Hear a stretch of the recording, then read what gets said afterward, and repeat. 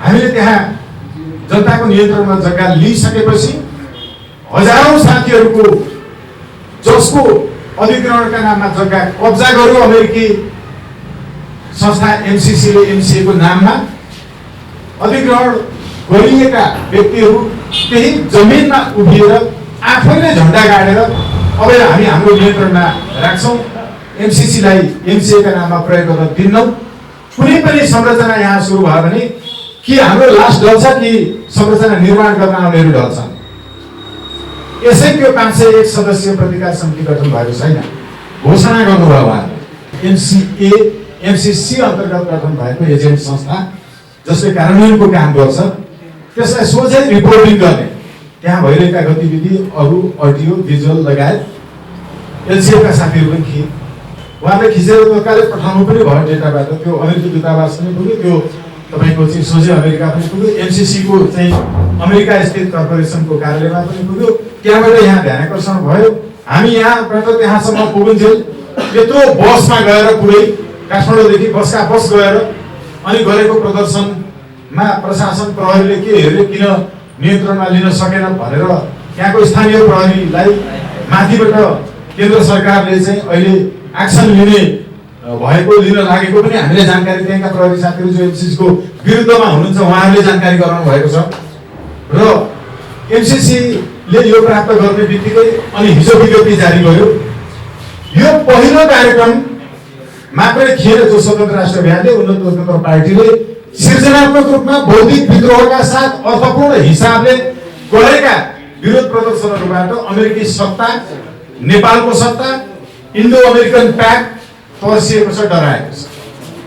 र त्यसैले उसले विज्ञप्ति जारी गर्यो। हामीले गरेको बौद्धिक विद्रोहपूर्ण एमसीसी विरुद्धको सङ्घर्षको कार्यक्रमको सोझो प्रभाव देखिएको छ।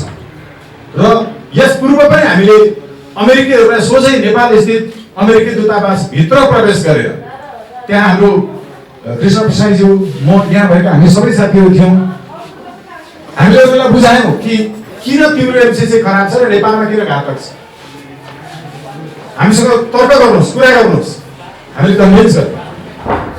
हामी यसको जवाब दिन सक्दैनौँ, हामी राष्ट्रपति समक्ष पुर्याउँछौँ उनीहरूले भने। यहाँ सबैले त्यति बेला कभरेज गर्नुभएको थियो।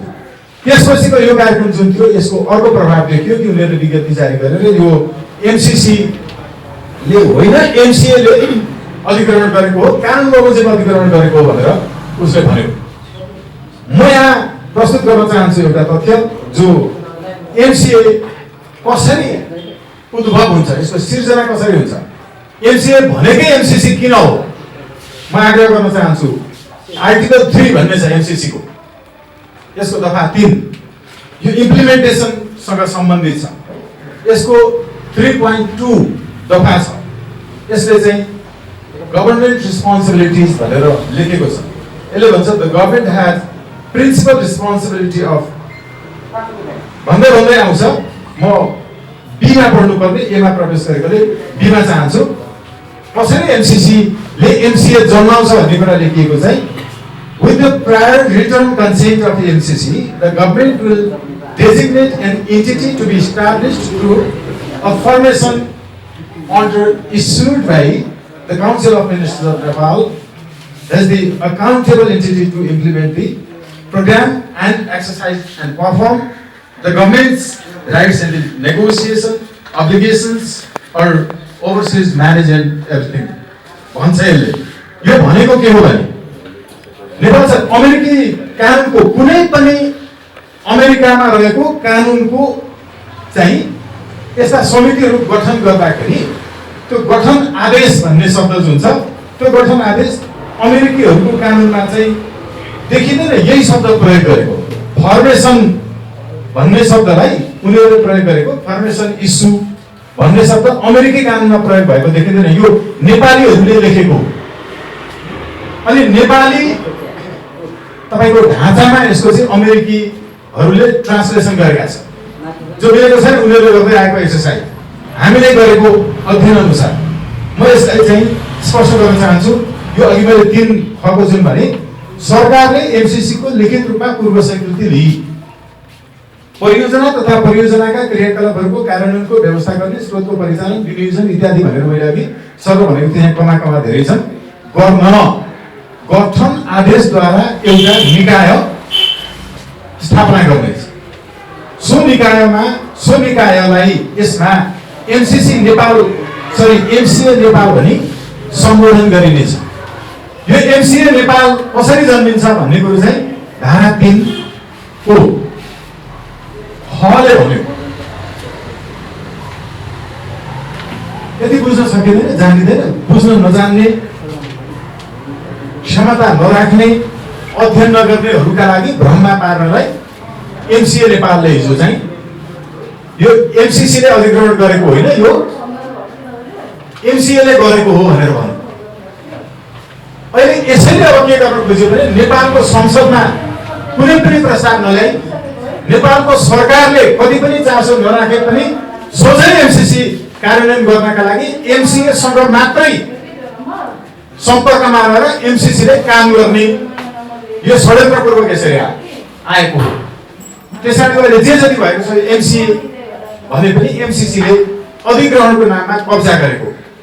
प्रतिकार समितिको अध्यक्ष हाम्रो रामगढी जिल्लाकै बताउनु, हामी त्यहाँ पुग्दाखेरि धेरै त्यहाँका स्थानीय बासिन्दाहरू आएर रुँदै बताउनु भयो कसरी उहाँलाई धम्की दिएर त्यहाँ अधिग्रहण गर्नका लागि छाप लगाउन लगाइयो, कसरी उहाँहरूलाई युवाहरूलाई चाहिँ अर्कै ठाउँमा पुर्याएर वृद्धहरूलाई मात्रै अधिग्रहण गर्न सहमति जनाउने कागजमा हस्ताक्षर गर्न लगाइयो।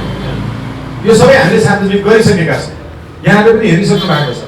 हाम्रै कार्यक्रममा आएर रुँदै बोल्नु भएको दृश्यहरू यहाँले देख्नु भएको छ। वास्तवमा त्यो जग्गा एमसीसीले एमसीए का नाममा कब्जा गरेको थियो र त्यो अब जनताको नियन्त्रणमा आएको छ। हामी त्यहाँ कुनै पनि संरचनाको सुरुवात हुन दिने छैन। कृष्ण प्रसादजीले त्यही बोल्नु भएको। हर एक इटा जो त्यहाँ निर्माणका लागि कुनै पनि संरचना बनाउन थपिनेछ त्यहाँ बरु हर एक मान्छे मर्न तयार हुनेछ, ढल्न तयार हुनेछ, तर प्रत्येक इटाहरू त्यहाँ ध्वस्त गरिनेछ। त्यो ध्वस्त हुनेछ। त्यहाँ कुनै पनि निर्माण एमसीसीलाई संसदमा आएर कसैले पास भनेर पास हुँदैन। पास भनेको फिल्डमा हुनुपर्छ। पास भनेको स्थलगत रूपमा, व्यवहारिक रूपमा स्थानीय तहमा जहाँ परियोजना गर्ने भनेको छ त्यहाँ पास हुनुपर्छ। हामी पास हुन दिँदैन। यो 501 सदस्यीय प्रतिकार समिति प्रारम्भिक समिति हो। अब यहाँ अहिले जो कब्जा गरेको छ एमसीसीले अधिग्रहणका नाममा, त्यो ठाउँमा हाम्रा क्याम्पहरू निर्माण हुन थाल्नेछन्। तुरुन्तै त्यहाँ युवाहरूलाई हामी कराते लगायतको नाइन्चक इत्यादि घरेलु डन्ठा हतियार, हाम्रो हतियारहरू विदेशी हतियार हुँदैनन्। नेपाली देवी देवताले प्रयोग गरेका हतियारहरू हुन्छन्, धनुबाण हुन्छन्, तरवारहरू हुन्छन्। हामीले प्रयोग गर्ने हतियारहरू नेपाली पूर्वीय दर्शन अनुसार प्रयोग भएका अन्याय र अत्याचारको विरुद्ध सफलतापूर्वक प्रयोग भएका हतियारहरू हुन्छन्। पहिलो चरणमा हामी शारीरिक रूपमा मात्रै प्रतिकार गर्नका लागि यो 501 सदस्यीय प्रतिकार समितिलाई त्यही एमसीसीले कब्जा गरेको जमिनमा क्याम्प खडा गरेर त्यहाँ अब टेक्वान्डो, कराते इत्यादि लड्न भिड्न सिकाउनका लागि हाम्रो प्रशिक्षण सुरु हुँदैछ। हामी चेतावनी दिन चाहन्छौँ, विनम्रतापूर्वक हामी अनुरोध गर्न चाहन्छौँ, हामी शान्तिपूर्ण रूपमा सम्झाउन चाहन्छौँ कि एमसीसी को कुनै पनि निर्माणका लागि कुनै पनि संरचना त्यहाँ सुरु गर्ने दृष्टता नगरियोस्। यो नेपाली जनताका लागि मान्य हुने छैन। अघि भनिसक्नु भएको छ रामगढीजीले, नेपाल एकीकरण गर्ने पृथ्वीनारायण शाहको नेपाल विस्तारीकरणको प्रारम्भिक बिन्दु नुवाकोट, त्यो ठाउँमा विदेशी चलखेलका लागि नेपालको असंलग्न परराष्ट्र नीतिलाई ध्वस्त गर्नका लागि प्रयास सत्ता पक्ष, प्रतिपक्ष, नागरिक समाज, सञ्चारकर्मी धेरै जसोले, मैले धेरै जसो भनेको छु, ले गरिरहेका छन्। यसलाई हामी सफल हुन दिने छैन। र अर्को कुरा साथीहरू, हामीले जे कामहरू गर्यौं नियन्त्रण इत्यादि जनताको नाममा लिएर आएको विषय त्यो विज्ञप्ति पनि जारी भएको थियो। त्यसलाई ब्ल्याकआउट गर्ने र हिजो एमसीए को विज्ञप्ति चाहिँ प्रमुखताका साथ प्रसारण गर्ने सञ्चार माध्यमहरू विदेशी एजेन्टहरू हुन्। ती सञ्चार माध्यमहरू जसले त्यहाँ भएको स्थानीय जनताले रुँदै रुँदै बोलेका विषयहरू आफ्नो जमिन एमसीसीले कब्जामा लिएको विषयलाई ब्ल्याकआउट गरेर एमसीएलाई आफैले विज्ञप्ति जारी गर्न लगाएर अनि आफै त्यसको समाचार प्रसारण गर्ने सञ्चार माध्यमको नामका विदेशी एजेन्टहरू नेपाली जनताले हर हिसाब गरेर नाम लेखेर राखेका छन्। सुध्रिनु पर्छ, नसुध्रिने हो भने जनताले हिसाब किताब गर्छन् राख्छ। हामी त्यो हिसाब गरिरहेका छौँ। यो हाम्रो लागि होइन, हामी यतिकै बोलिरहेका छैनौँ। र आजको पत्रकार सम्मेलनमा उपस्थित भइदिनु भएकोमा साथीहरू सबैप्रति हामी हार्दिक आभार व्यक्त गर्छौँ, धन्यवाद ज्ञापन गर्छौँ। प्रश्नहरू केही छन् भने हामी एकदमै छोटो 5 मिनटमा सक्छौँ, छैन भने हामी अन्त्य गर्छौँ। साथीहरू सबैलाई धन्यवाद। एमसीए गठन आदेश चाहिँ कहाँबाट जारी भयो? नेपाल सरकार र अमेरिकी एनजिओ बीच भएको सम्झौताको नयाँ संगठन भनौँ यो एमसीए नामाकरण गरिएको छ। यो आदेश कसले जारी गर्यो?